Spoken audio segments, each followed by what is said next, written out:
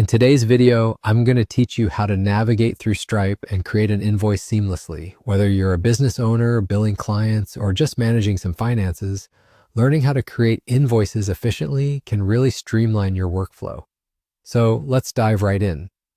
To begin, you want to head over to Stripe's website. It's a widely used platform, especially favored for its robust and user-friendly features in managing transactions. Once you're on the website, log in with your credentials.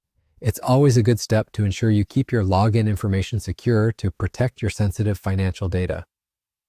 After logging in, direct your attention to the left-hand menu. Here, you'll see a variety of options. You're going to click on Billings. This section is key as it holds all the tools and resources necessary for managing customer billing processes. Within Billings, you're going to notice an option labeled Invoices. Click on it to proceed. Now that you're in the Invoices section, you're almost ready to start creating your first invoice. You'll want to locate the button that says Create Invoice. Clicking this will take you into the Invoice Creation Wizard, guiding you through the necessary steps to set up your invoice. Let's pause here for a moment to consider the importance of invoicing. Invoices are not just bills to send money requests. They are professional documents that detail a transaction. They can include both the products sold or services rendered, as well as any applicable taxes. Being thorough here ensures accuracy and helps manage client relationships. When you're in the Invoice Creation Wizard, populate all required fields with care.